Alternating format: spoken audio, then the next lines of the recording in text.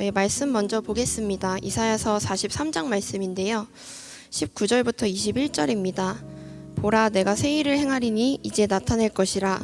너희가 그것을 알지 못하겠느냐? 반드시 내가 광야의 길을 사막의 강을 내리니 장차 들짐승 곧 승냥이와 타조도 나를 존경할 것은 내가 광야의 물을 사막의 강들을 내어 내 백성 내가 택한 자들에게 마시게 할 것임이라.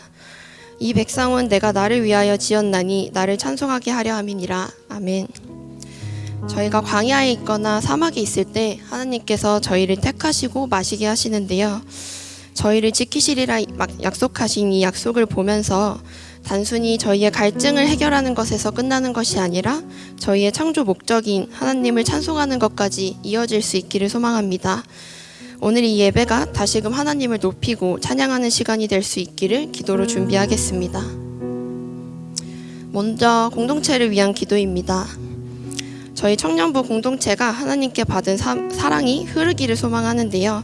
하나님이 주신 크신 사랑이 우리와 함께 하심을 깨닫고 그 사랑을 다시 주변에 흘러보내는 청년부 공동체가 될 수 있도록, 그리고 저희가 어떠한 상황에서도 기도를 놓지 않고 나아가기를 소망합니다. 항상 기도로 시작하고 기도로 나아가고 또 기도로 감사하며 반응할 수 있는 이러한 기도 제목을 놓고 함께 기도하시겠습니다.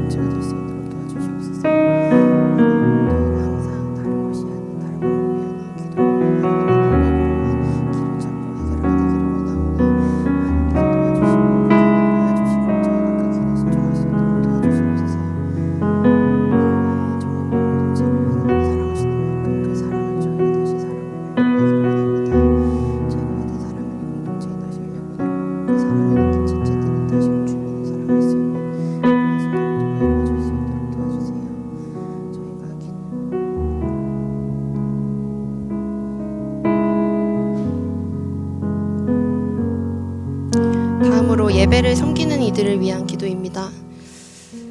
매주 준비하는 이 예배가 단순한 반복이 아닌 항상 새로운 감사와 찬양의 시간이 될 수 있도록 주님께서 허락하신 이 청년부 공동체를 기쁨으로 섬기며 그 모든 과정 속에서 성령의 충만한 임재가 가득하기를 기도하고 싶습니다.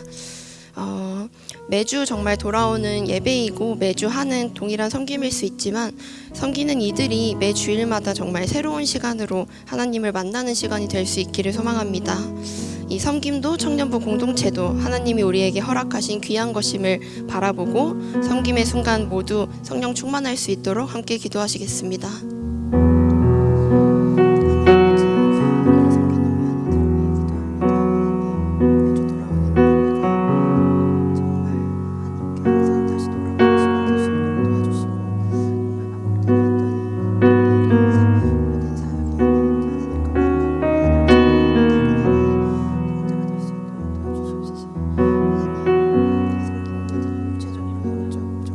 지치지 않고 다시 나아갈 수 있도록 도와주시옵소서.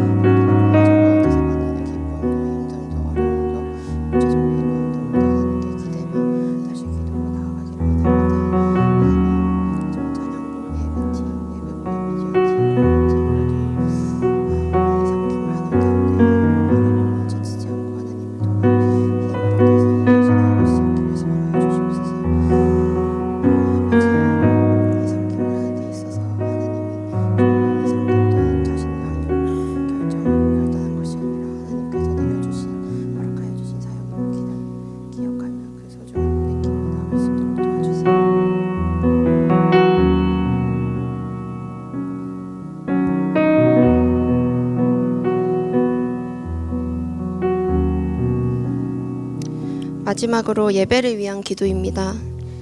교회 밖에서의 한 주의 시간을 보내다 보면 지난 주일의 결단도 회개도 자꾸만 흐려지고 눈앞의 현실에 휘둘리고 있는 저 자신을 발견하는데요.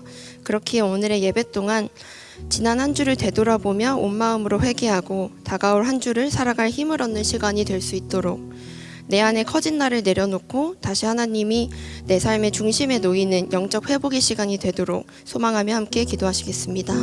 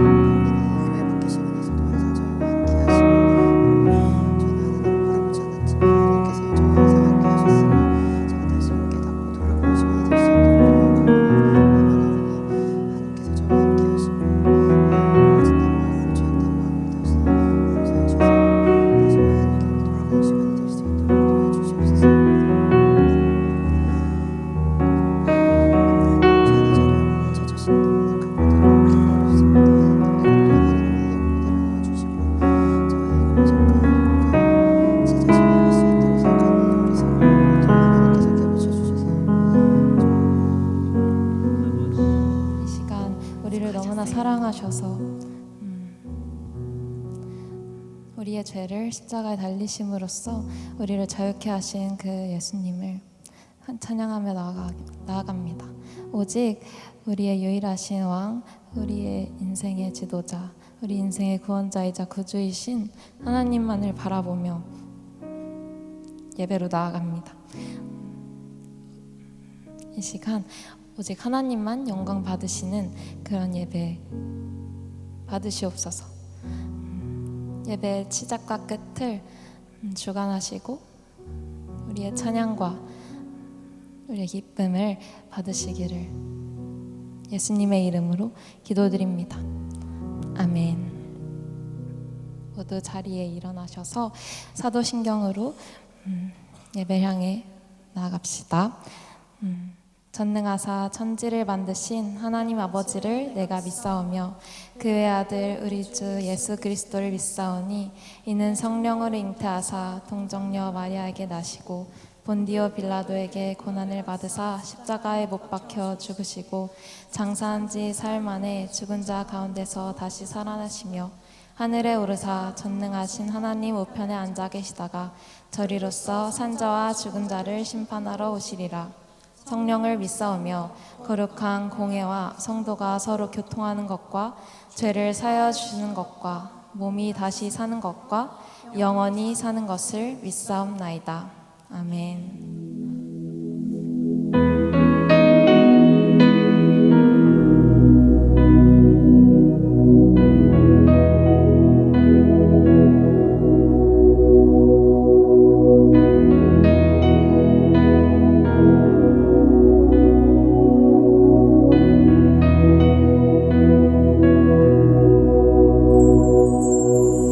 사랑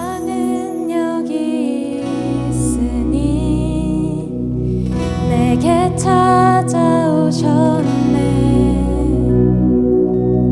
그가 먼저 날 사랑하사 아들 보내주셨네.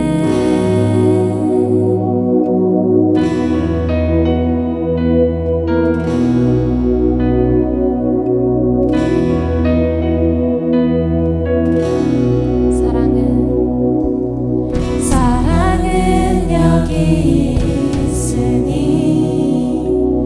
내게 찾아오셨네. 그가 먼저 날 사랑하사 아들 보내주셨네. 오 위대하신 주의 이름 높이리라. 사랑 그 사랑 온 세상을 비추시네. 사랑 그 사랑 승리하리 영원까지.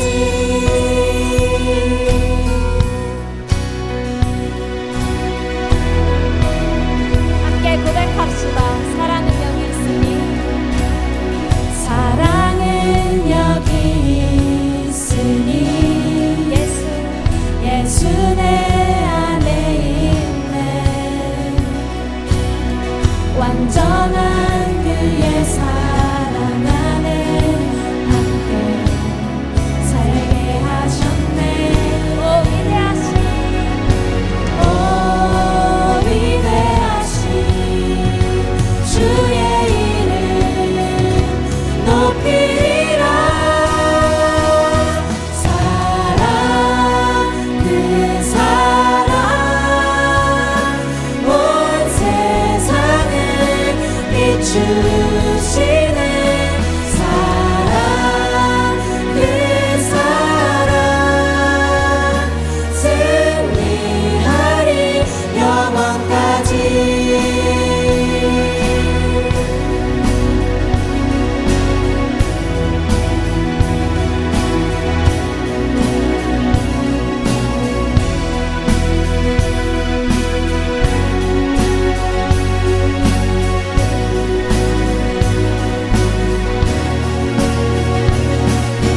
오 위대하신 영광의 왕.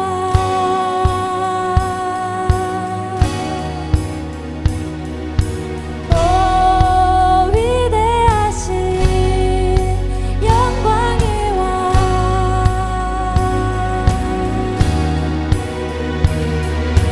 오 위대하신 영광의 왕.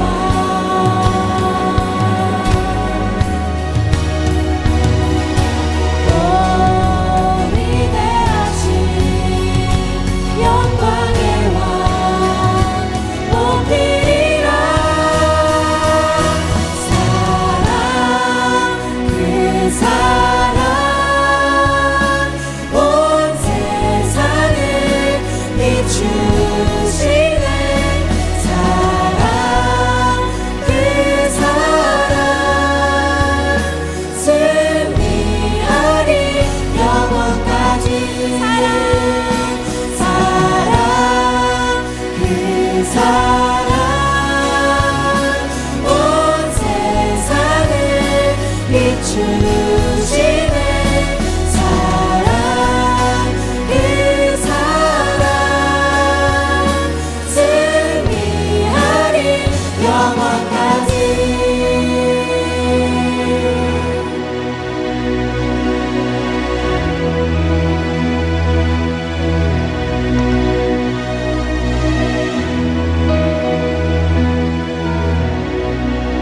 우리 영원한 왕이신 하나님께 영광의 박수 올려드립시다. 하나님은 참 사랑이십니다. 할렐루야. 네.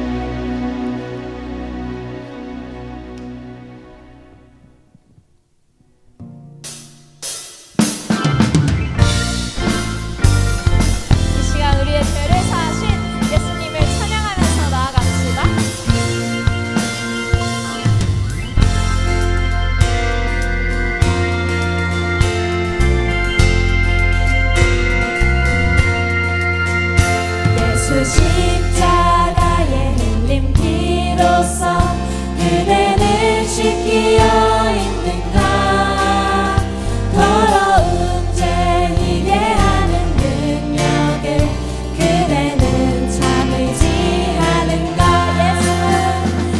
예수 십자가에 흘린 피로써 그대는 씻기어 있는가. 더러운 죄 이게 하는 능력을 그대는 참을지 하는가. 예수의 보혈로 그대는 씻기어 있는가. 마음 속에 여러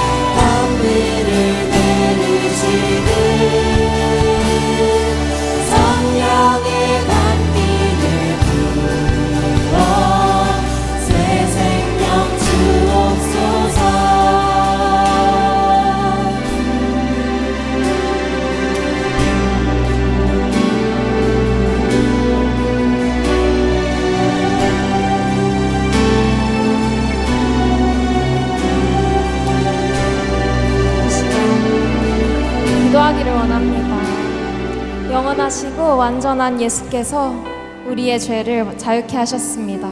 그 자유로 말미암아 성령님 우리 이 자리에 서 있습니다.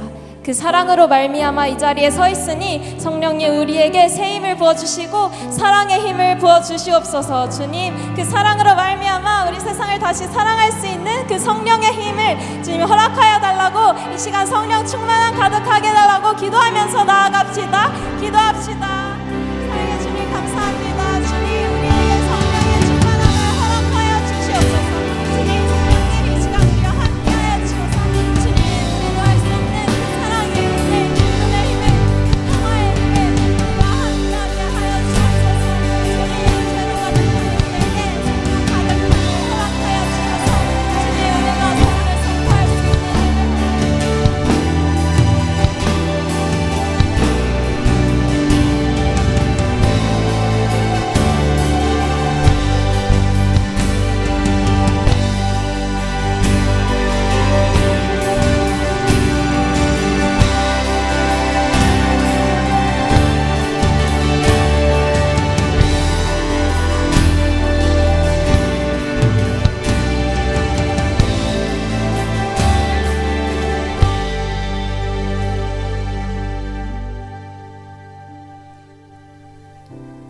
사랑과 은혜가 많으신 하나님 아버지, 오늘도 이 새 날을 허락하시어 함께 모여 예배할 수 있게 해주심에 감사합니다.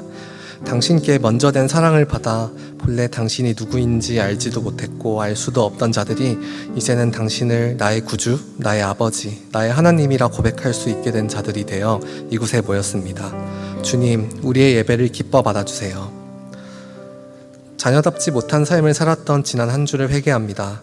당신이 우리를 자녀 삼아주셨기에 우리는 그 안에서 자녀됨을 누리기만 하면 되는데, 세상이 말하는 성공이라는 가치를 쫓느라, 육체의 즐거움을 쫓느라 삶이 너무 버겁게 느껴져 당신과 함께하는 시간을 구하지도 즐거워하지도 못하고 끊임없이 나 자신을 증명하는 삶을 살았습니다.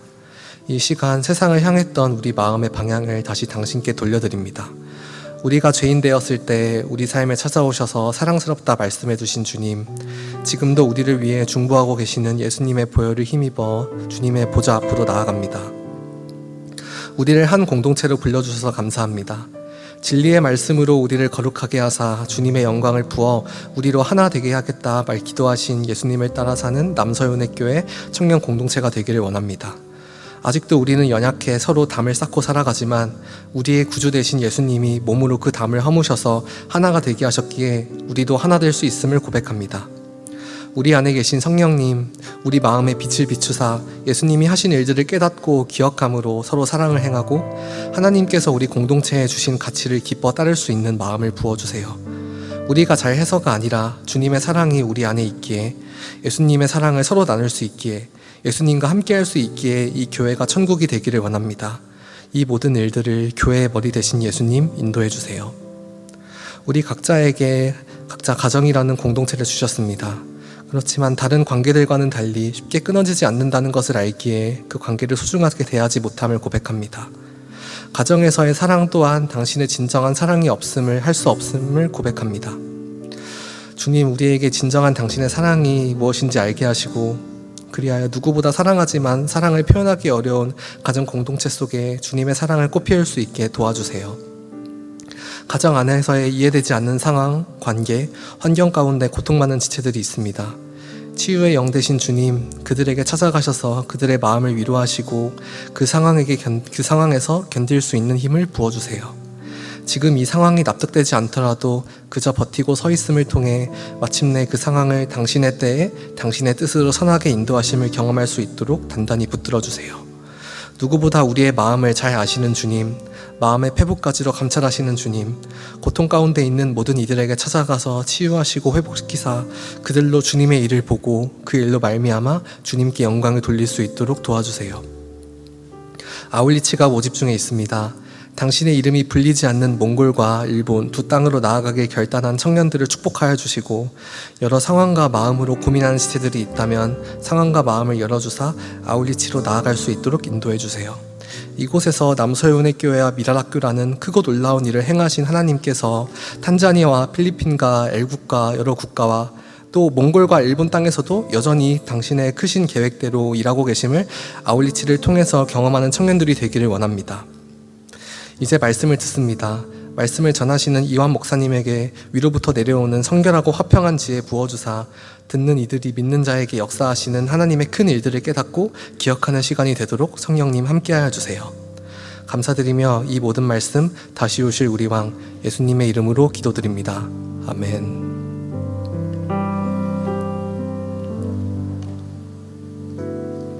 한 주간 평안하셨나요? 화창한 봄날을 비추는 2026년 5월 첫째 주 청년 공동체 소식 전해드립니다. 청년 2부 성경 통독 안내입니다. 매일 정해진 범위에 따라 시편, 잠언, 전도서를 함께 읽습니다. 성경 읽기를 원하는 청년 2부 모든 지체들을 모집하며 기간은 5월 4일 월요일부터 6월 26일 금요일까지 총 8주간 진행됩니다. QR코드를 통해 오픈 채팅방에 입장하셔서 참여하실 수 있습니다. 많은 참여 부탁드립니다. 청년 2부 부서 모임 안내입니다. 오늘 예배 후 신관 301호에서 진행됩니다. 많은 참여 부탁드립니다. 2026년 여름 아울리치 모집 안내입니다. 모집 국가는 일본이며 일정은 7월 6일 월요일부터 7월 15일 수요일까지입니다. 1일 성경학교, 1일 강좌, 교회 보수 등의 사역이 진행될 예정입니다. 오늘까지 모집 마감이 오니 관심 있으신 분들은 선교팀에 문의해 주시기 바랍니다. 결혼 안내입니다. 80돌의 신동직 형제와 81돌의 진선화 자매가 2026년 5월 9일 토요일 오전 10시 50분 잠실 더 베네치아에서 결혼식을 올립니다. 하나님의 사랑 안에서 축복받는 가정이 될 수 있도록 모두 뜨거운 박수로 축하해 주시기 바랍니다. 모내기 모두 함께 내가 먼저 기도해요. 모집 안내입니다. 마을과 목장별로 순번을 정해 한 주씩 기도회에 참여하며 기도의 불씨를 이어가는 사역입니다. 대상은 해당 마을 리더십 및 목원들이며 목장별 주간 기도회에 참석 후 인증사진을 남겨주시면 됩니다. 사진은 각 엘더 또는 리더가 취합하여 기도 사역국에 제출해 주시기 바랍니다. 새 가족을 환영합니다. 모두 따뜻한 박수로 환영해 주시기 바랍니다.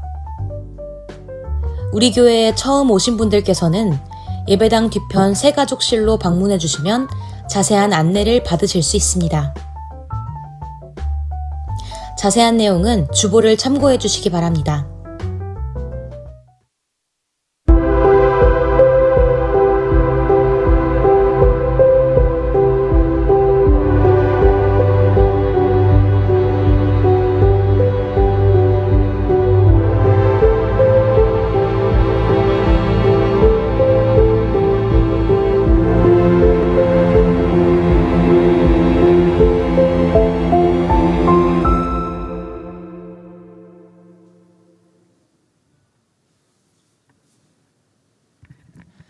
네, 5월 3일 주일 오부 예배에 오신 여러분을 진심으로 환영하고 축복합니다. 우리 옆 사람 보면서 한번 이렇게 인사해 보도록 하겠습니다. 열매 맺는 그리스도인이 됩시다. 인사하겠습니다. 네, 열매 맺는 그리스도인이 됩시다. 네, 몇 가지 광고가 있어서 안내해 드리도록 하겠습니다. 현재 지금 아울리치 모집을 계속 하고 있습니다. 그래서 지금 몽골은 이미 마감이 됐고요. 또 일본은 지금 인원을 많이 모집을 하고 있는 상황입니다. 그래서 일정과 또 일정과 또 마음이 있으신 분들은 많이 참여해 주시면 감사하겠습니다.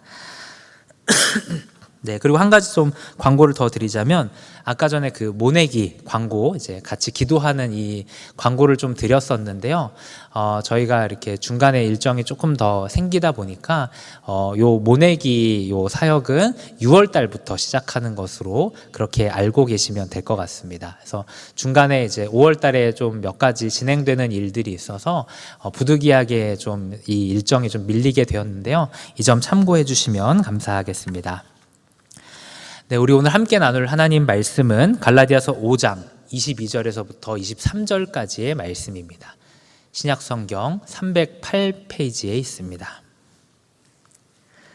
갈라디아서 5장 22절에서부터 23절까지의 말씀입니다. 네, 다 찾으셨는 줄 알고 우리 한 목소리로 같이 읽어보겠습니다. 시작. 오직 성령의 열매는 사랑과 희락과 화평과 오래 참음과 자비와 양선과 충성과 온유와 절제니 이 같은 것을 금지할 법이 없느니라. 아멘. 하루는 이제 성질이 아주 급한 한 사람이 하나님 앞에 이렇게 기도를 했습니다. 하나님, 인내심을 주옵소서, 당장 주옵소서, 이렇게 기도했습니다. 우리는 이제 지지난주부터 해서 성령의 열매인 이 성품의 변화에 대한 말씀을 함께 나누고 있습니다. 이 성품의 변화라는 것은요, 우리가 기도한다고 해서 하루아침에 생기는 것은 아니죠. 그래서 사랑이 많은 사람이 되게 해주세요 라고 우리가 기도할 수 있지만, 내가 사랑이 많은 사람이 되게 해달라고 기도한다고 해서 갑자기 내 안에 막 사랑이 많아지고 그렇지는 않습니다. 하나님께서는 우리의 성품이 다듬어질 만한 그런 상황들을 허락하시죠. 그래서 내가 정말 사랑하기 어려운 한 사람을 허락하시면서 저 사람을 품고 기도하고 사랑하려고 애쓰고 그러한 씨름들을 통하여서 우리의 마음 가운데 정말 사랑이라고 하는 성품을 훈련시켜 가십니다. 그래서 이 일은요, 언제나 성령님의 인도하심에 순종할 때, 그래서 우리가 지난번 살펴본 것처럼 성령을 따라서 행하기 시작할 때 그때 성품의 열매가 맺혀지는 것입니다. 오늘은 이 성령의 열매 중에서 세 가지, 그래서 사랑과 희락과 화평에 대해서 말씀을 좀 나누어 보려고 합니다. 그래서 제가 지난번에 설명을 드렸던 것처럼 이 성령의 열매는요, 단수로 되어 있습니다. 그래서 성령의 열매들, 성령의 9가지 열매라고 이렇게 표현들을 이렇게 보통 하기는 하지만, 사실 이 열매들은 하나의 열매이지만 9가지 맛이 나는 그런 열매다, 이렇게 제가 설명을 드렸습니다. 이 9가지의 내용들은요, 각각 이제 3개씩 좀 묶어서 볼 수 있습니다. 그래서 사랑과 희락과 화평을 이제 하나로 묶어서 이것은 하나님과의 관계에서부터 맺혀지는 열매라고 할 수 있고요. 또 오래 참음과 자비와 양선은 사람과의 관계에서 맺는 열매들입니다. 그리고 마지막으로 충성과 온유와 절제는요, 자기 자신과의 관계에서 맺혀지는 열매다, 이렇게 이해를 하시면 될 것 같습니다. 그래서 제가 이 편의상 이것을 이제 3가지로 나눴죠. 그래서 하나님과의 관계, 이웃과의 관계, 자기 자신과의 관계, 이렇게 설명을 좀 했지만, 이 9가지의 성품은 하나의 열매라고 말씀을 드렸습니다. 그리고 이 하나의 열매가 맺혀지기 위한 방식 또한 한 가지라고 말할 수 있습니다. 이런 열매가 맺혀지게 하는 요소는요, 바로 관계라고 할 수 있습니다. 예수님께서 일전에 이렇게 말씀하셨죠. 나는 포도나무요, 너희는 가지다 라고 말씀하시면서, 가지가 포도나무에 붙어 있지 않으면 열매를 맺을 수 없는 것처럼 너희가 나를 떠나서는 아무것도 할 수 없다, 이렇게 말씀을 하셨습니다. 그러니까 주님과 우리가 어떤 관계를 맺고 있는가, 주님께 우리가 어떤 방식으로 붙어 있는가가 사실은 열매를 결정한다라고 말할 수 있을 것입니다. 이런 관계성은요, 단순히 우리가 어떤 성품적인 열매를 맺는 데만 필요하지 않고요, 구원을 받는 일에 있어서도 아주 결정적인 요소이기도 합니다.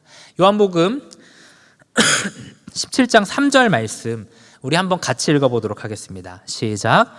영생은 곧 유일하신 참 하나님과 그가 보내신 자 예수 그리스도를 아는 것이니이다. 아멘.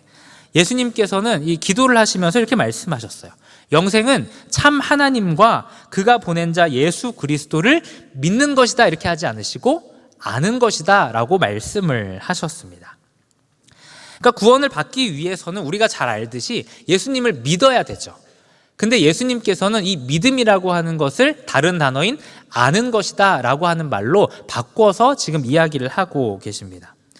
우리가 무언가 또 어떤 사람에 대해서 안다라는 것은 단순히 어떤 지식적으로 저 사람은 이런 사람이야, 저 사람이 있다라는 사실을 믿고 인정하는 그런 것을 의미하지 않습니다. 이 안다라고 하는 것은요, 관계적인 측면이 있죠. 제가 저희 아내를 압니다 라고 얘기하는 거는 저희 아내라는 존재가 있다는 것을 제가 믿습니다 라는 말이 아니죠. 저희 아내가 어떤 사람인지를 제가 명확히 알고 그런 사람과 살고 있습니다 라는 것을 고백하는 게 제가 저희 아내를 안다라는 말의 의미입니다. 마찬가지로 하나님과 그 아들 예수 그리스도를 안다라고 하는 것은 우리가 주님과 어떠한 관계가 있다라는 것을, 그런 것들을 전제하고 있는 말씀입니다.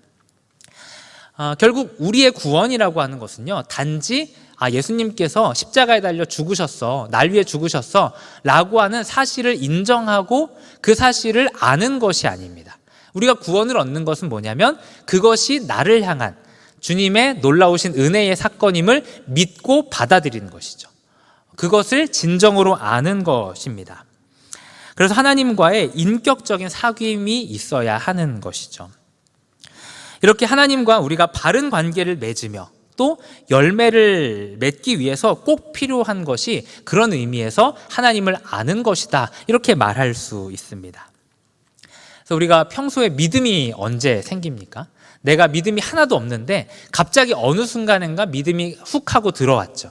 그래서 믿음이 생기게 됐는데 그 생기게 된 방식을 생각해 보면 평소처럼 그냥 똑같은 말씀을 듣습니다. 주일 예배에 나와서 그냥 앉아서 말씀을 듣는 거예요. 그런데 갑자기 말씀이 다르게 들리기 시작합니다. 그리고 말씀을 통해서 하나님이 어떤 분이신지, 하나님이 나를 위해서 무슨 일을 행하셨는지가 실제적으로 와닿게 되죠. 그러니까 이전까지도 머리로는 알았어요. 근데 이것이 마음 깊은 곳까지 내려오게 되죠. 그래서 하나님께서 나를 위해서 그 아들을 내어주셨구나, 그 아들로 말미암아 내가 구원을 얻었구나 라는 것이 실제적으로 믿어지게 됩니다. 그때 믿음이 생기고요, 하나님과 인격적인 관계가 시작되죠. 그래서 하나님이 나를 사랑하신 것처럼 나도 그분을 사랑하기 시작하는 것, 이게 이제 신앙생활의 첫 시작이라고 말할 수 있습니다. 이처럼 관계가 시작되기 위해서 가장 중요한 것은 하나님을 아는 것입니다. 특별히 하나님이 어떤 분이신가, 나에게 어떤 일을 행하셨는지를 명확하게 아는 것입니다. 그리고 하나님과의 관계는 이런 것들을 더 알아갈수록, 하나님이 누구시며 무슨 일을 행하셨는지를 우리가 더 명확하고 깊이 있게 알아갈수록 점점점 하나님과의 관계도 깊어져 가는 것입니다. 오늘 말씀 역시도 그렇습니다. 바울은 맨 처음 이 성령의 열매에서 가장 첫 시작을 사랑으로부터 시작하고 있습니다. 사랑이라고 하는 것은 우리가 주님과의 관계를 시작할 때 이제 가장 처음에 나오는 거죠. 하나님이 나를 사랑하신다는 사실을 알게 되고, 내가 주님을 사랑하기 시작할 때 바로 인격적인 알미 시작되고 관계가 시작되는 것이죠. 또 바울이 여기서 사랑이라고 하는 것을 가장 먼저 언급한 이유가 있습니다. 그것은 예수님의 모든 성품이 사랑에 기초한 것이기 때문에 그렇습니다. 그래서 고린도전서 13장에 보면은요, 사랑에 대한 이제 말씀이 등장을 하죠. 말씀을 한번 좀 띄워주십시오. 말씀 2절에 보면 이렇게 되어 있어요. 내가 예언하는 능력이 있어서 모든 비밀과 모든 지식을 알고 또 산을 옮길 만한 모든 믿음이 있을지라도 사랑이 없으면 내가 아무것도 아니요 내가 내게 있는 모든 것으로 구제하고 또 내 몸을 불사르게 내줄지라도 사랑이 없으면 내게 아무 유익이 없느니라 라고 말합니다.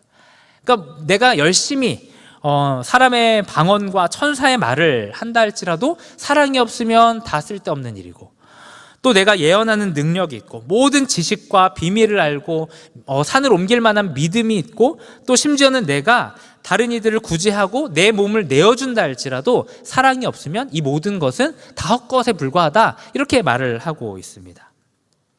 오늘 말씀에 나오는 이 성품들도 한번 생각을 해보십시오. 기쁨, 평강, 또 오래 참음, 자비, 양선, 충성, 온유, 절제. 이런 것들 안에 사랑이 없다면 어떻게 될까요? 그러니까 우리가 누군가를 오래 참아요. 오래 참는데 그 안에 사랑이 없으면 어떻게 되죠? 그 오래 참음은 고통이 됩니다. 또 우리가 다른 사람들에게 자비한데 그 안에 사랑이 없으면 이 자비가 어떻게 될까요? 그 자비는 자기 만족이 되기 쉽죠. 또 누군가에게 선을 대하고 선하게 이제 사람들에게 이제 양선, 그러니까 선을 베푸는데 그 안에 사랑이 없으면 어떻게 되죠? 그 선을 베푸는 것은 위선이 되기 쉬운 것이죠. 그리고 사랑이 없는 이 모든 성품들은요, 예수님과는 무관한 육체의 열매에 불과할 것입니다. 그렇기 때문에 바울은 사랑이라고 하는 이 성품을 가장 앞에 두고 있습니다. 우리 하나씩 좀 살펴보도록 하죠. 먼저 성령의 열매로서의 사랑은요, 세상이 말하는 사랑과 차원이 다른 사랑이라고 할 수 있습니다. 그래서 이 세상이 말하는 사랑은요, 언제나 조건적인 사랑이죠. 또 그것은 유통기한이 있고요, 때에 따라서 변할 수도 있는 사랑입니다. 그러나 우리 하나님의 사랑은 어떤 사랑인가? 하나님의 사랑은 무조건적이고요, 또 영원한 사랑이고요, 변함이 없는 사랑이다 라고 할 수 있습니다. 먼저 하나님은요, 우리를 조건 없이 사랑하십니다. 우리는 보통 어떤 사람을 사랑할 때, 우리가 보통 연애를 시작할 때 어떻게 연애가 시작되죠? 저 사람 안에 내가 마음에 들어하는 어떤 성품이나 어떤 모습이 있을 때 그 사람을 사랑하게 되고 연인 관계가 시작이 됩니다. 외모나 성격이나 직업이나 여러 가지 조건들에 의해서 이 사람을 향한 사랑이 결정이 되는 것이죠. 근데 문제는요, 그 조건이라고 하는 것은 쉽게 사라질 수 있다는 것입니다. 그리고 이 조건이 사라지면 사랑도 같이 사라지게 됩니다. 그러나 하나님의 사랑은 어떻습니까? 하나님은 우리가 아직 죄인 되었을 때 우리를 사랑하셨다고 성경은 기록하죠.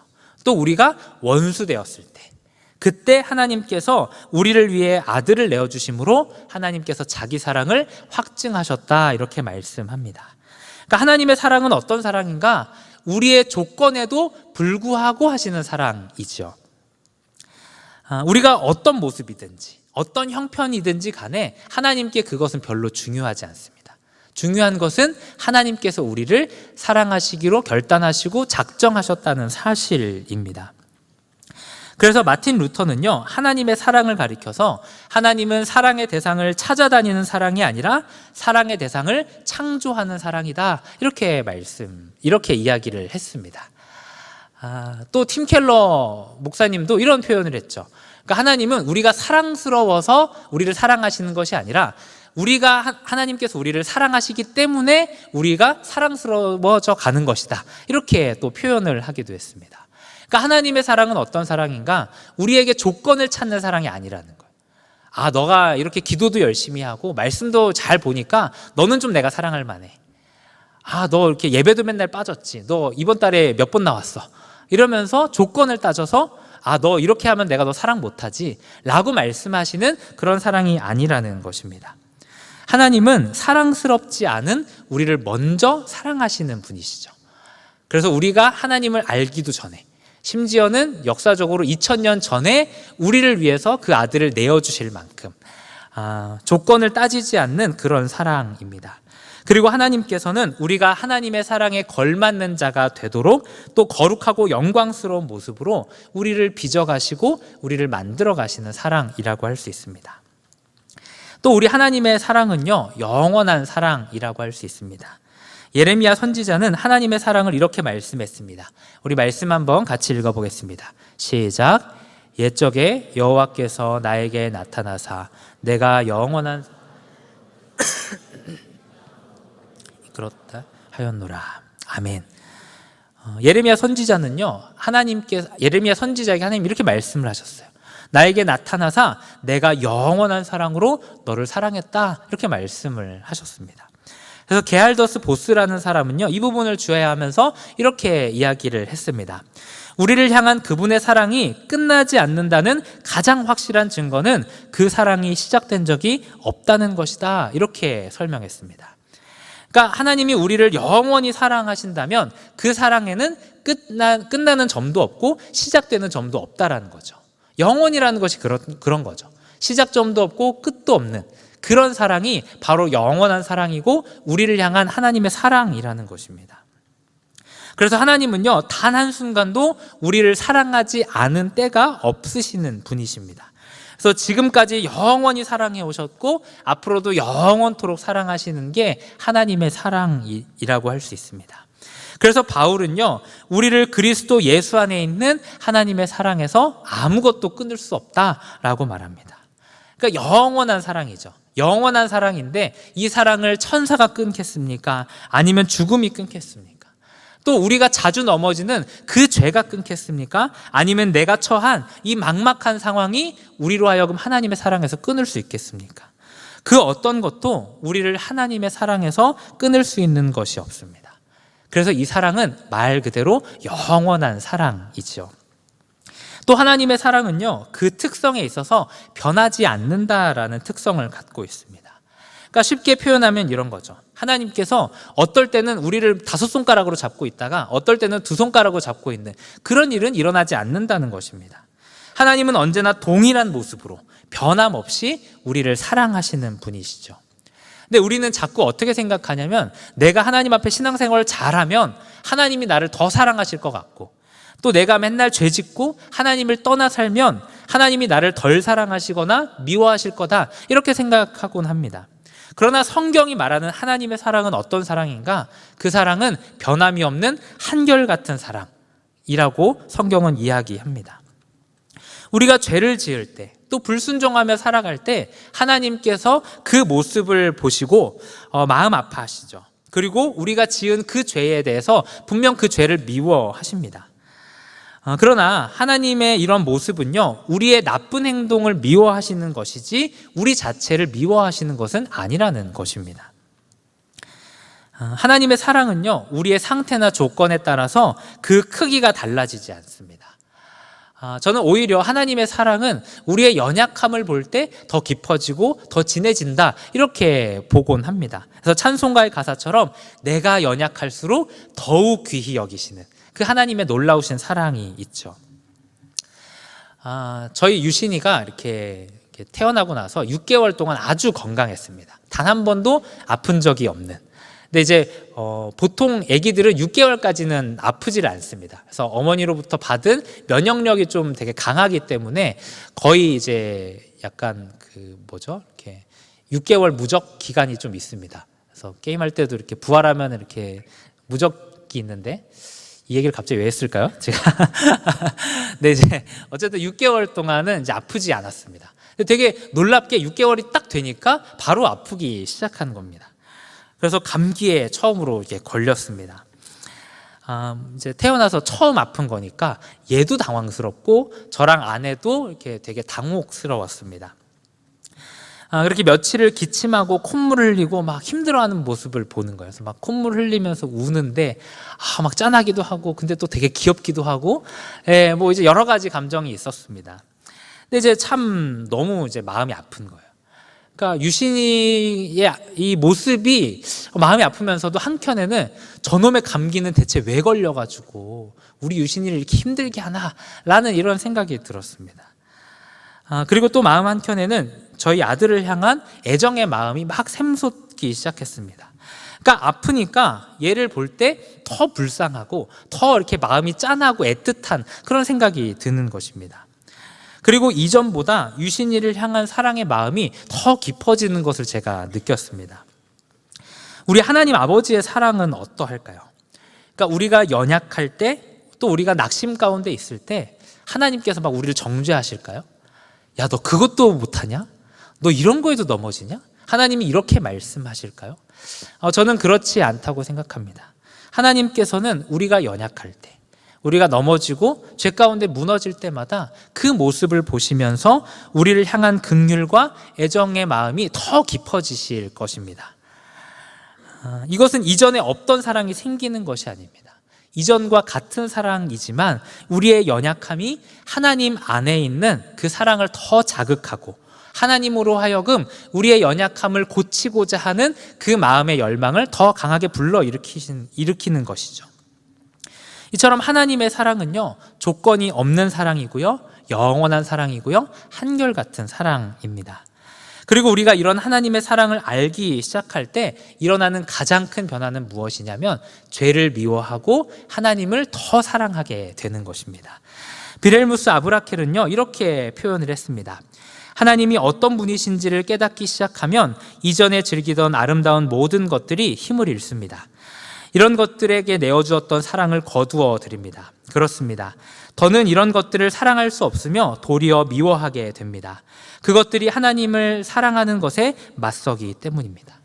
그러니까 가장 아름다운 하나님의 사랑을 맛보기 시작할 때 이전까지 즐기던 죄의 낯을 거부하게 되죠. 왜냐하면 그런 것들이 하나님의 사랑을 알고 그 사랑을 누리게 하는 일을 방해하고 약화시키기 때문에 그렇습니다. 그래서 우리가 하나님의 사랑을 안다라는 것은요, 그냥 이론적인 어떤 지식에 불과한 것이 아닙니다. 그것은 사랑에 대한 이해와 우리의 개념을 완전히 바꾸는 것이 됩니다. 그리고 그 사랑은 우리 안에 똑같은 사랑을 만들어내죠. 우리로 하여금 하나님께서 나를 사랑하시는 것처럼 나도 하나님을 그렇게 사랑하고자 하는 그런 열망을 불러일으키죠.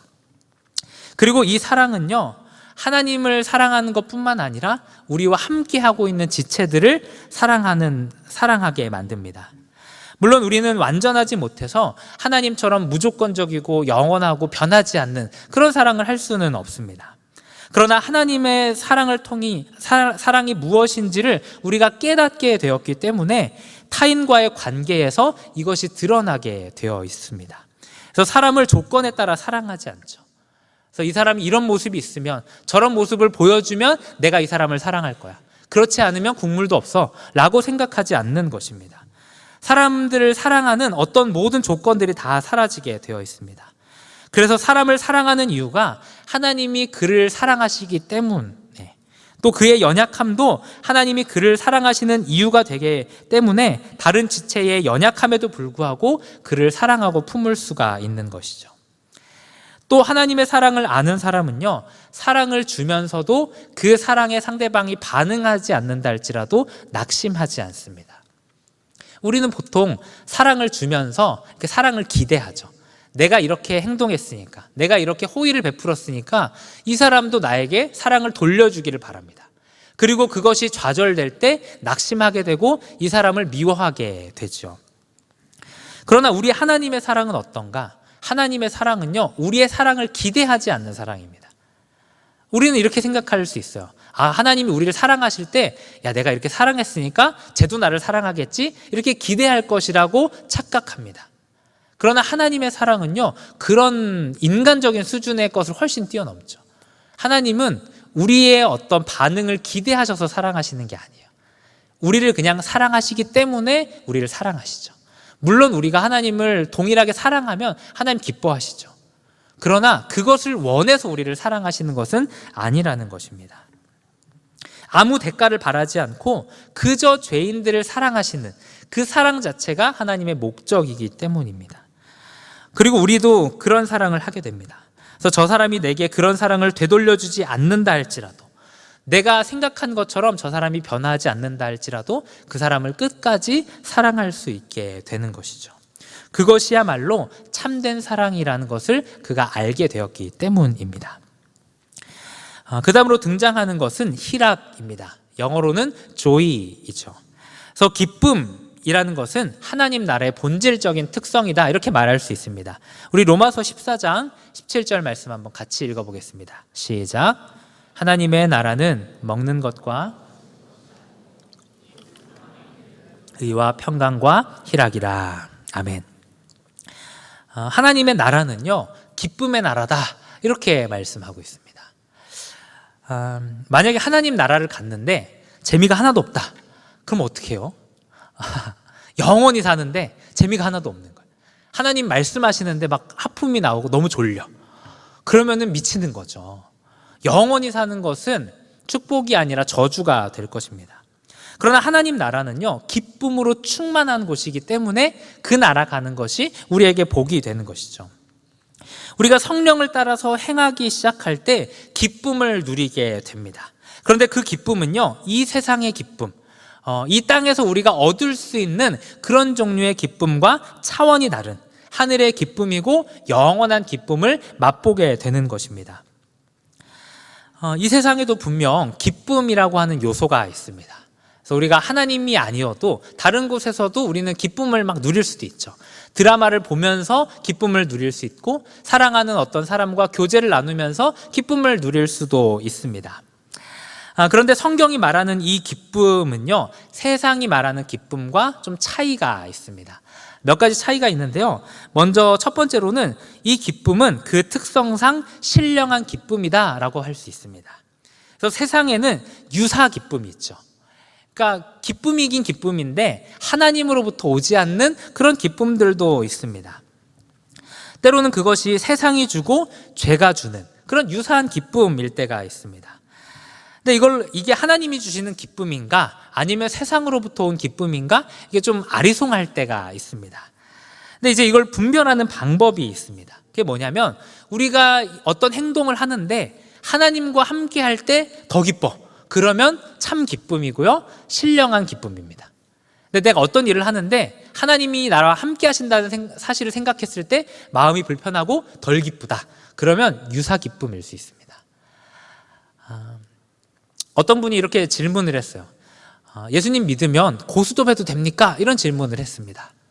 그럼 이렇게 한번 생각을 해보는 거죠. 고스톱을 하는데 하나님과 한번 같이 해본다고 이렇게 한번 상상을 해보는 거예요.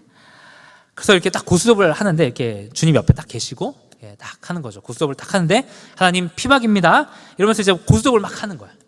그래서 쫙 이렇게 해가지고 하나님 낫습니다. 할렐루야 하는데 막 기뻐. 하나님과 함께 하는데 막 더 기뻐. 막 입에서 막 할렐루야 막 찬송이 막 나와. 그러면 고스톱 해야죠. 근데 하나님이 이 자리에 함께 계신다 생각을 하는데 마음이 찜찜한 거죠. 내가 이거 해도 되나? 하면 안 되나? 이런 고민이 든다라고 하면 그것은 유사 기쁨이죠. 그러면 하지 말아야죠. 술 문제도 마찬가지예요. 많은 이제 청년들이 이렇게 술 마셔도 됩니까? 그래서 뭐 성경에 술 취하지 말라 그랬는데 취하지 않기만 하면 되지 않습니까? 이렇게 질문을 하는데요. 한번 생각을 해보세요. 주님과 함께 한잔한다고 생각해 보세요. 잔을 두 개를 딱 놓고 한 잔은 이제 예수님 거, 한 잔은 내 거 해갖고 이제 주님 짠 이렇게 해가지고 주님을 위하여, 하나님 나라를 위하여 이렇게 딱 마시는 거야. 딱 마시는데 그 목구멍을 타고 이렇게 술이 막 넘어가는데 그 느낌이 막 수련회 때 은혜를 받아서 막 좋아. 그래서 막 주여 막 이렇게 한다고 한번 생각해 보세요. 그러면 술 마셔야죠. 근데 하나님께서 이 자리에 함께 계신다 라는 사실을 생각할 때 마음이 불편하고 찜찜하면 하지 마셔야 하는 것이죠. 성령 안에서 얻는 기쁨은요, 신령한 기쁨입니다. 그것은 무절제하거나 방탕함에서 오는 기쁨과는 차원이 다른 기쁨입니다. 이것은 언제나 도덕적인 기쁨이고요, 정결한 그리고 거룩한 기쁨이라고 할 수 있습니다. 또 이 하나님께서 주시는 기쁨은요, 공동체적이라는 특징을 갖고 있습니다. 그래서 이 세상은 남이 기쁜 것보다는 내가 기뻐야 한다 이렇게 주장을 하죠. 그러나 성령 안에서 누리는 기쁨은요, 다른 지체들의 잘됨이 나의 기쁨이고 나의 즐거움이 되는 것입니다. 그래서 이런 기쁨은요, 예수님께서 가지신 그 특성이라고 말할 수 있습니다. 우리 히브리서 12장 2절 말씀 한번 같이 읽어보겠습니다. 시작. 믿음의 주요 또 온전하게 하시는 이인 예수를 바라보자.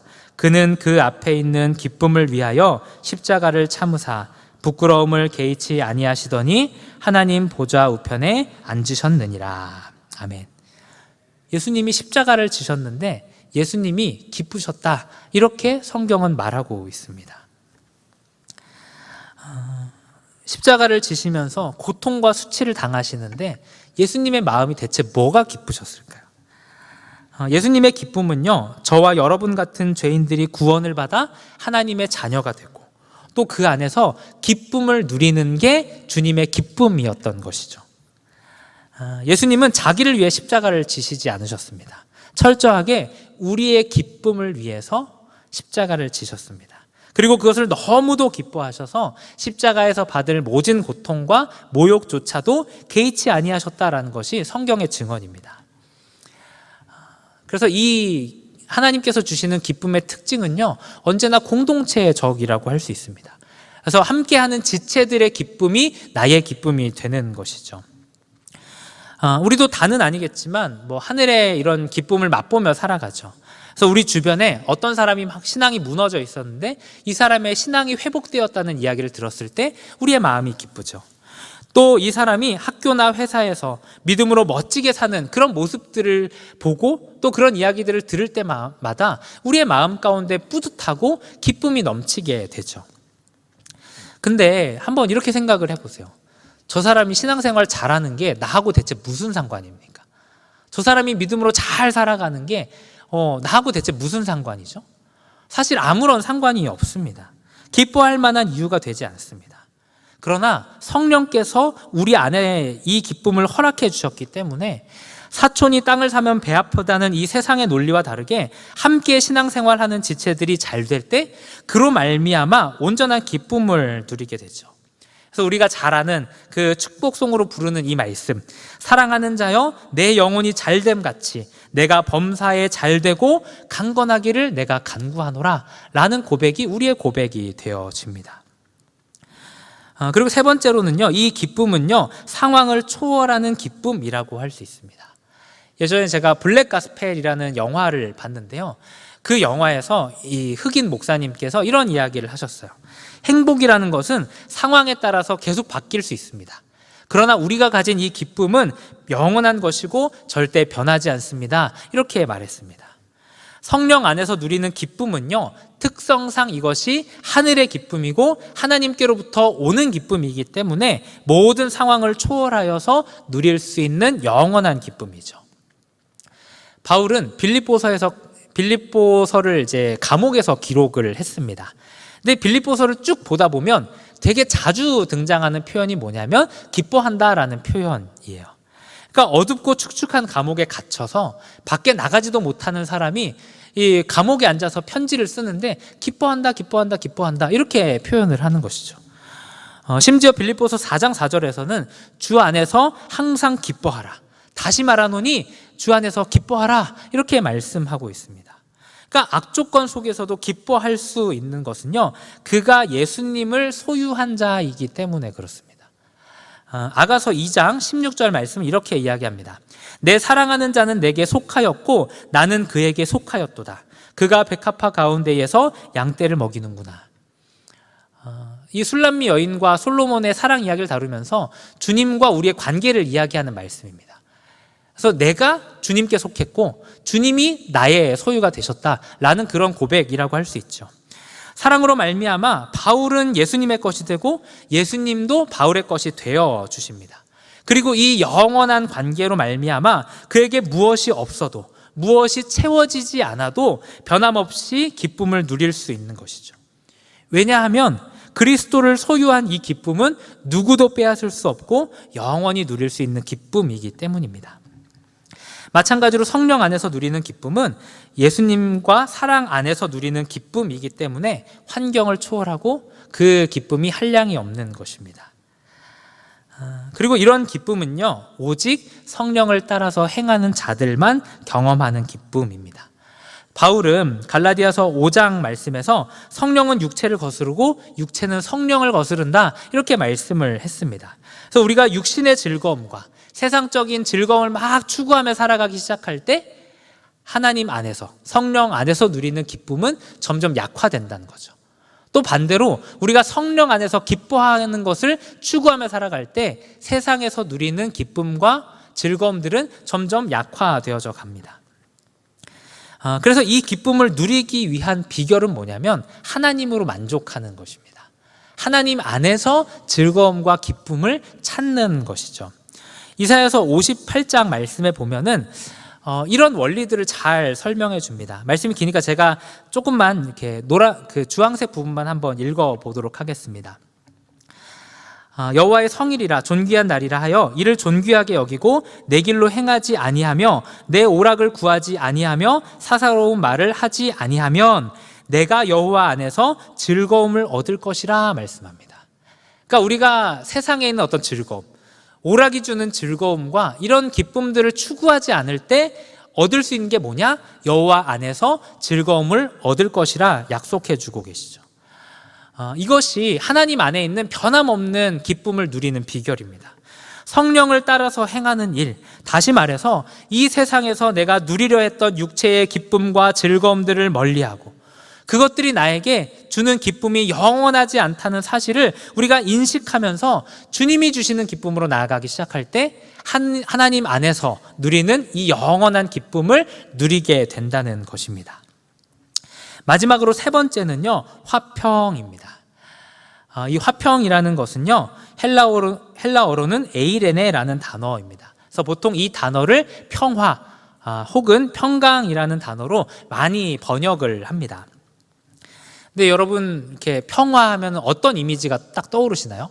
이렇게 눈을 감고 평화하면은 이렇게 되게 푸른 초장에 양들이 막 들어 누워 있고, 그래서 햇볕이 막 따사롭게 이렇게 비치고, 그래서 이제 시냇물은 졸졸졸졸 흐르고 양들은 되게 이렇게 여유롭게 풀을 뜯어 먹는 아주 이런 여유로운 광경을 생각할 때 평화는 이런 것이 아닌가 이렇게 생각을 하기 쉽습니다.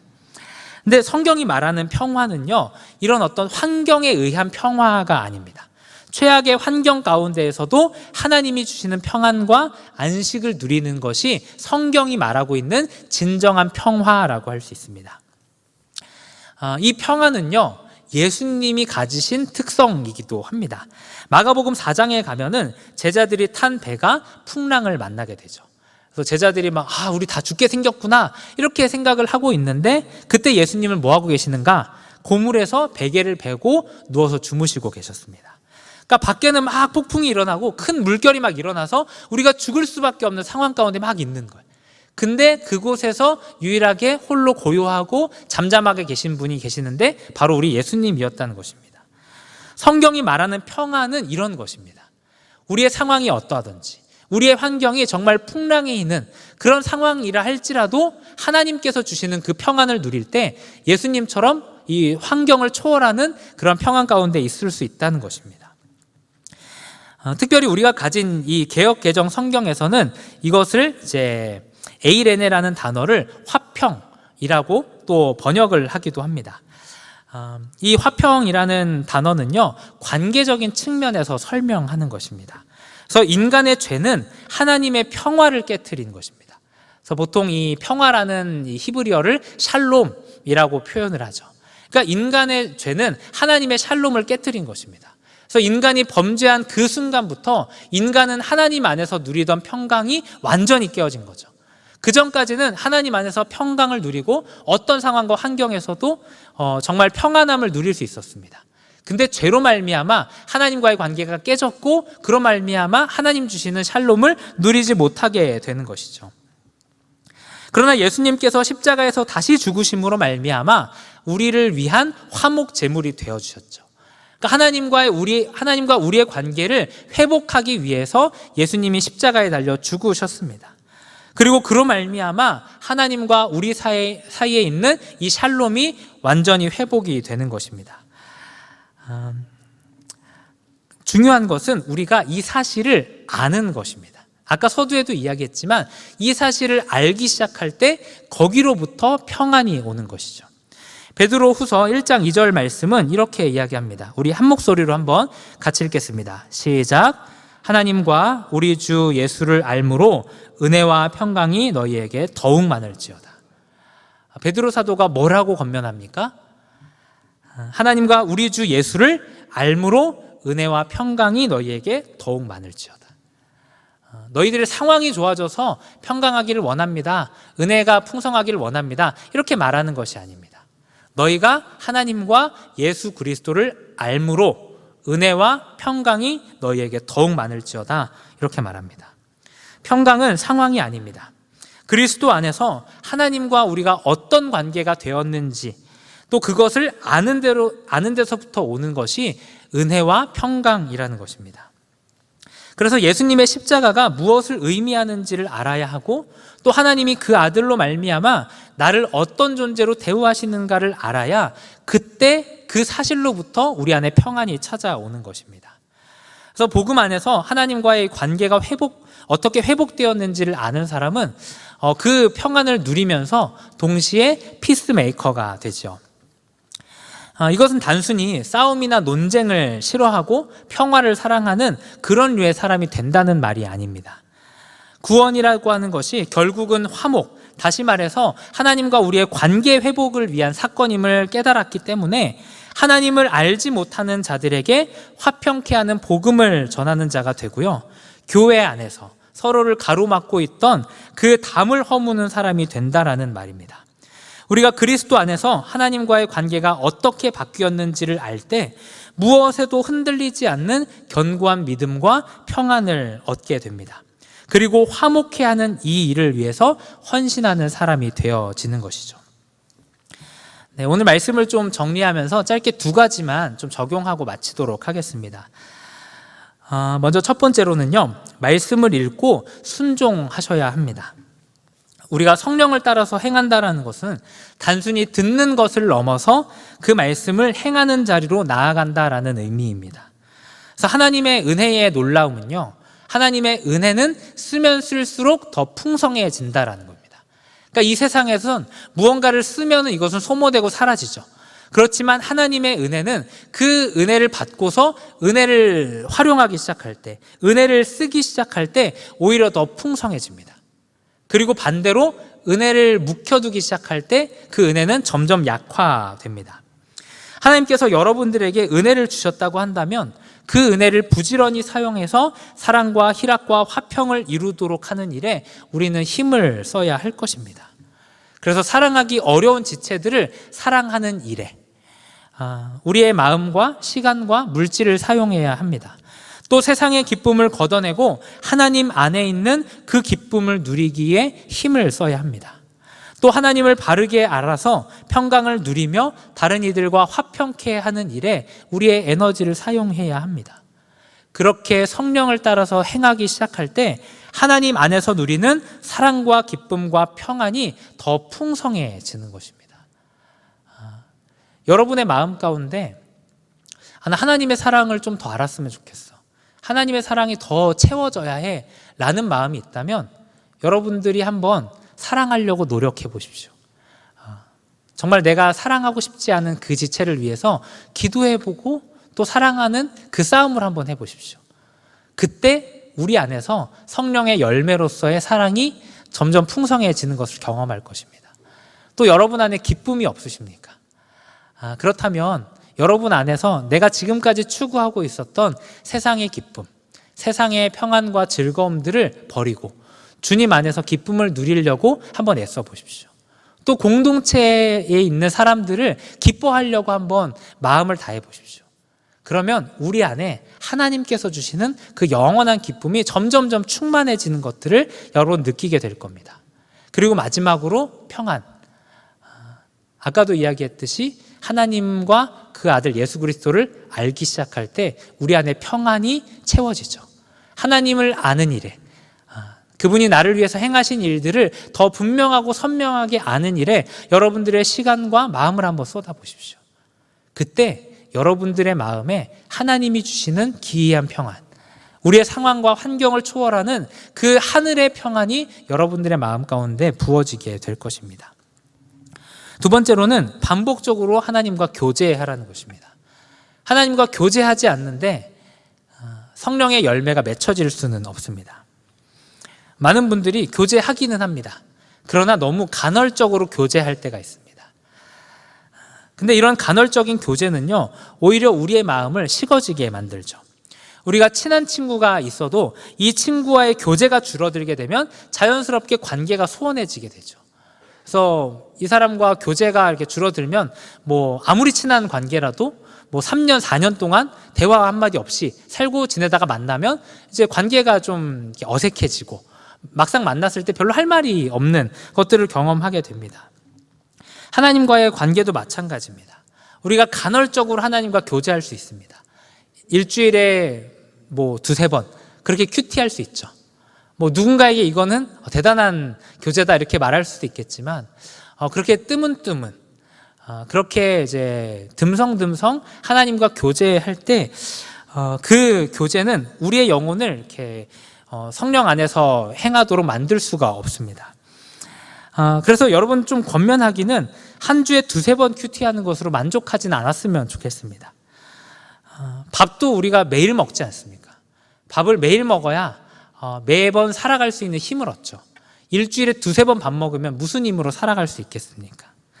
한 주에 2-3번 큐티가 전부이고 또 그 외에 하나님과의 교제가 없다고 한다면 우리의 영혼은 강건해질 수가 없습니다.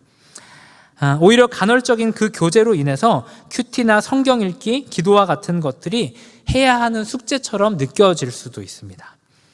또 우리 안에 사랑받지 못해서 공허하고 기쁨이 없고 평안이 없어지는 것은 저는 어떤 면에서 우리가 하나님을 알기에 너무 게으르기 때문이 아닌가 이렇게 생각을 해보게 됩니다.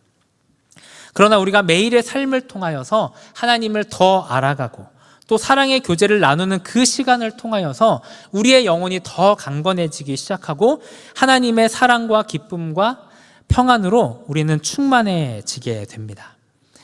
그러므로 반복적으로 하나님과 교제하기에 힘쓰시고 그 안에서 은혜를 누리시기를 주님의 이름으로 축원합니다. 우리 시간 같이 찬양하는 시간 갖기를 원합니다. 우리 같이 찬양할 때 여호와께 돌아가자라는 찬양으로 하나님 앞에 나아가기를 원합니다. 우리 다 같이 일어나서 찬양하기를 원합니다. 이 찬양의 가사처럼 하나님의 그 사랑 가운데로 다시금 나아가야 합니다.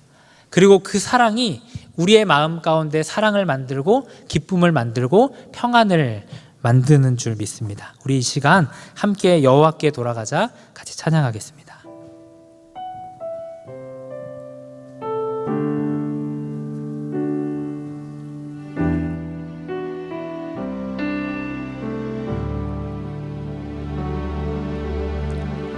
내 백성이 나를 떠나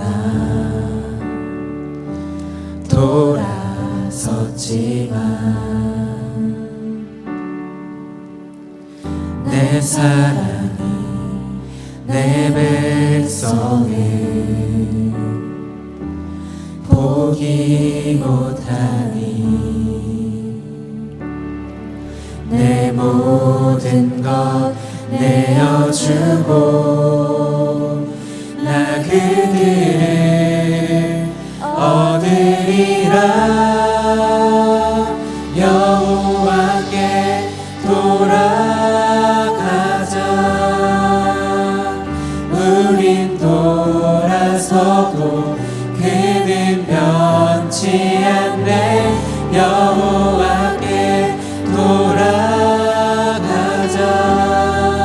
우린 넘어져도 그 사랑 영원하네.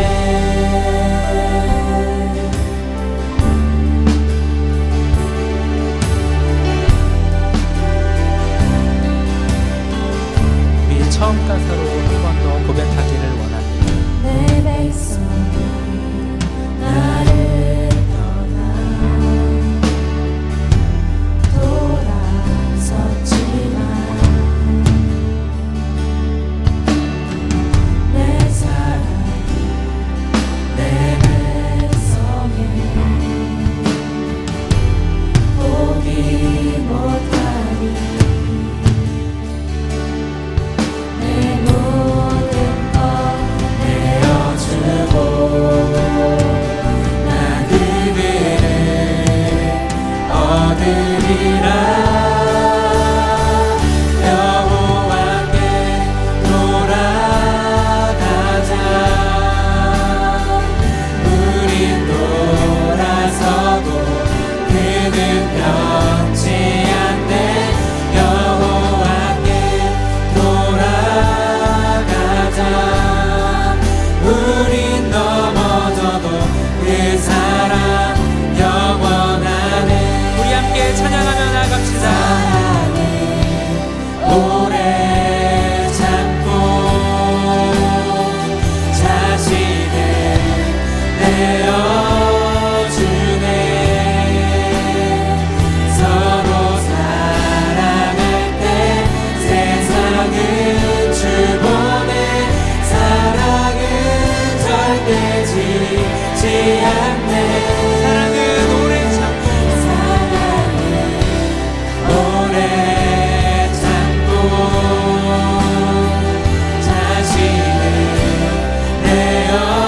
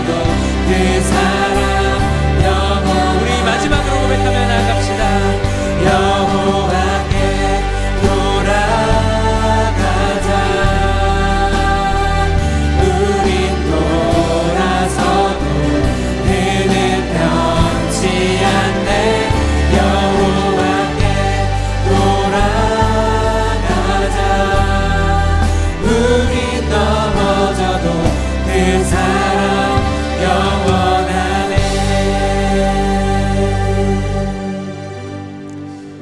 사랑하는 여러분, 여러분들의 마음 가운데 정말 하나님의 사랑으로 충만하여지고 있습니까? 또 하나님께서 주시는 환경을 초월하는 기쁨과 환경을 초월하는 그런 평안이 우리들의 마음 가운데 과연 얼마나 있습니까? 만일 우리들의 마음이 하나님의 사랑을 알지 못해서 공허하고 기쁨이 사라져 있고 또 평안이 식어져 버린 그런 삶을 살아가고 있다면 우리 방금 부른 이 찬양의 가사처럼 하나님께 돌아가야 합니다. 하나님이 나를 어떻게 사랑하셨는가, 나를 위해서 어떠한 대가를 지불하셨는가, 그 사실을 아는 자리로부터 우리의 마음 가운데 사랑과 희락과 화평의 열매가 맺어지는 줄 믿습니다. 우리 이 시간 함께 기도하며 나아갈 때 하나님, 우리가 하나님의 사랑을 다시 한번 깨닫게 하여 주시옵소서.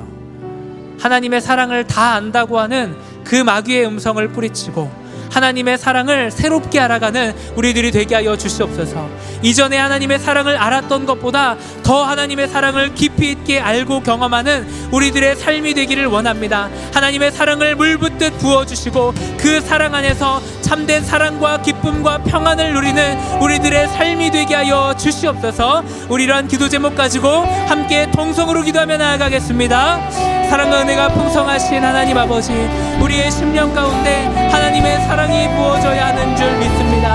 하나님의 사랑을 알지 못한다면 하나님, 우리 안에 사랑도 채워지지 않고 하나님 기쁨도 채워지지 않고 평안도 채워지지 않은 줄 믿습니다. 하나님, 이 시간 주님의 사랑으로 우리의 심령을 가득 채우는 저희들이 되게 하여 주시옵소서. 하나님, 우리가 다 안다고 하는 마귀의 음성을 뿌리치게 하여 주시옵소서. 하나님, 새로운 방식으로 주님의 사랑을 알게 하여 주시고 주님의 사랑이 또 새롭게 다가오는 우리들의 삶이 되기를 원합니다. 하나님, 이전에 알았던 것보다 더욱더 분명하고 더욱더 풍성하게 주님의 사랑을 깨닫는 저희들의 삶이 되게 하여 주시옵소서. 하나님, 우리의 마음 가운데 주님의 사랑을 물붓듯 부어주셔서 그 사랑이 우리의 심령 가운데 하나님의 사랑을 빚어내고 하나님의 기쁨을 빚어내고 하나님 안에 있는 평안을 빚어내는 놀라운 은혜의 역사가 일어날 수 있도록 하나님 인도하여 주시고 함께하여 주시옵소서. 하나님, 우리의 심령 가운데 이러한 은혜가 있기를 원합니다. 하나님, 우리가 사랑이 없고 하나님 기쁨이 없고 하나님 평안이 없음을 고백하오니 날마다 주의 사랑으로 먹이시고 입혀주시고 하나님 그 사랑으로 말미암아 기뻐할 수 있는 저희가 되도록 하나님 은혜를 베풀어 주시옵소서. 하나님, 우리가 주님을 따라 행하는 저희들의 삶이 되기를 원합니다. 하나님, 날마다 주님과 동행하게 하여 주시고 주님의 말씀에 순종함을 통하여 우리 안에 날마다 이러한 사랑과 기쁨과 평안이 더욱더 풍성해지는 우리 인생이 될 수 있도록 주님 인도하여 주시옵소서. 주님의 사랑을 간절히 구하오니 아버지 역사하여 주시옵소서. 우리 이 시간 다시 한번 같이 기도할 때 우리 성령을 따라 행하기를 함께 결단하며 기도하기를 원합니다. 우리 안에 하나님의 사랑이 더 풍성해지고 하나님이 주시는 기쁨과 평안이 더욱더 풍성해질 수 있는 비결은 우리가 성령을 따라서 행하는 데 있습니다. 때로는 이해되지 않는 말씀이고 이해되지 않는 하나님의 명령이지만 그 말씀에 순종하기 시작할 때, 그래서 정말 한 사람을 사랑으로 품기 시작할 때 우리 안에 사랑이 더욱더 풍성하게 열매 맺어지고 세상의 기쁨이 아닌 하나님으로 말미암아 기뻐하고 만족하려 하기 시작할 때 그때 하나님께서 주시는 기쁨으로 충만해집니다. 그리고 우리 안에 하나님을 아는 것으로 우리의 삶을 가득 채우고 또 하나님께서 우리에게 맡겨주신 이 화평하게 하는 직분을 우리가 감당하기 시작할 때 하나님이 주시는 그 평안이 우리의 마음 가운데 가득하게 될 줄 믿습니다. 우리 시간 같이 기도할 때 하나님, 우리가 날마다 성령을 따라 행하는 자들 되게 하여 주시옵소서. 사랑하기에 힘쓰고 기뻐하기에 힘쓰며 평안을 누리기에 힘쓰는 저희들의 삶이 되게 하여 주시고 하나님, 무엇을 말씀하시던지 그 말씀 앞에 날마다 순종하는 저희들이 되게 하여 주시옵소서. 우리 이러한 기도 제목 가지고 함께 통성으로 기도하겠습니다. 사랑 은혜가 풍성하신 아버지 하나님, 그렇습니다. 주님의 말씀에 순종하기 시작할 때, 하나님 성령을 따라 행하기 시작할 때 우리의 삶 가운데 사랑과 희락과 화평의 열매들이 맺어지는 줄 믿습니다. 하나님, 우리가 이러한 열매들을 맺어내는 그런 삶이 되기를 원합니다. 하나님, 이를 위하여서 하나님 앞에 나아가게 하여 주시고, 하나님 주의 말씀을 청종하는 그런 삶으로 주님 앞에 드려지게 하여 주시옵소서. 주님 말씀하실 때 그 말씀을 거절하지 않고 주의 말씀에 순종함으로, 주의 말씀을 믿고 신뢰함으로 나아가는 저희들이 되기를 원합니다. 한 영혼을 품고 사랑하는 일에 힘쓰는 저희들이 되게 하시고, 그 과정을 통하여 사랑의 성품이 우리 안에 가득히 채워지게 하여 주옵소서. 하나님, 또한 세상의 기쁨이 향해 하나님으로 말미암아 기뻐하기를 힘쓰고, 세상의 모든 유혹들을 걷어내고 오직 주님으로 말미암아 주님만을 나의 기쁨 삼기를 결단하는 저희들이 되게 하여 주시옵소서. 그리하여서 하늘의 신령한 기쁨, 정말 하나님이 주시는 이 공동체적인 기쁨을 맛보는 저희들의 삶이 되게 하여 주시고, 하나님, 우리가 주님을 알아감을 통하여 하나님 안에 있는 이 평강과 이 평안을 누리기를 원합니다. 우리의 상황이 어떠하든지, 우리의 환경이 어떠하든지 이 모든 것을 초월하는 하나님의 평강 가운데 거하는 우리의 삶이 될 수 있도록 주님 축복하시고 은혜를 베풀어 주시옵소서. 주님의 도우심을 간절히 구합니다. 날마다 말씀을 읽는 자리, 날마다 기도하는 자리로 나아가게 하여 주옵소서. 하나님과의 교제가 식어지지 않게 하여 주시고, 그 교제를 통하여 하나님의 놀라우신 사랑과 은혜를 깊이 맛보고 경험하는 우리의 삶이 될 수 있도록 하나님 축복하여 주시고, 그러한 은혜로 우리를 충만하게 하여 주시옵소서. 하나님, 그렇게 주님의 나라에 저희들을 주님 인도하여 주시옵소서.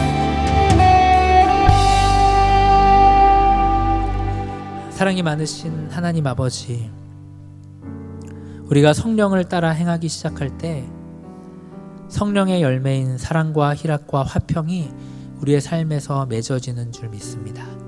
하나님, 다른 어떤 방법도 아닌 오직 성령을 따라 행할 때, 주의 말씀을 듣고 그 말씀이 이해되지 않아도 그 말씀에 순종하며 나아가기 시작할 때 우리 안에 하나님의 사랑과 기쁨과 평안으로 가득 채워지는 줄 믿습니다.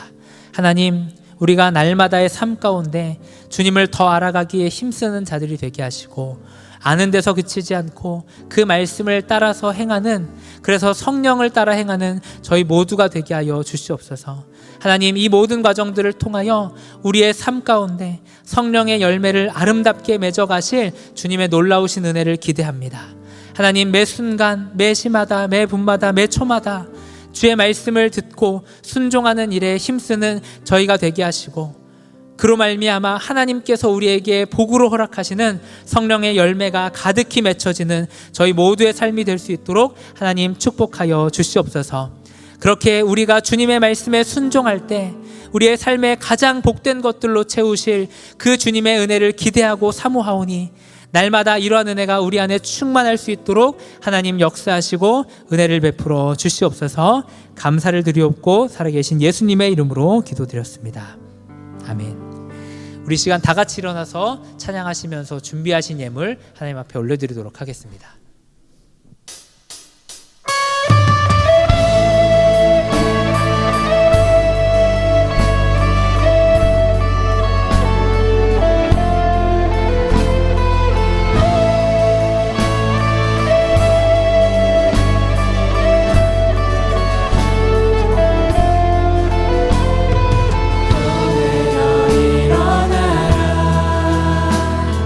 주께서 부르시니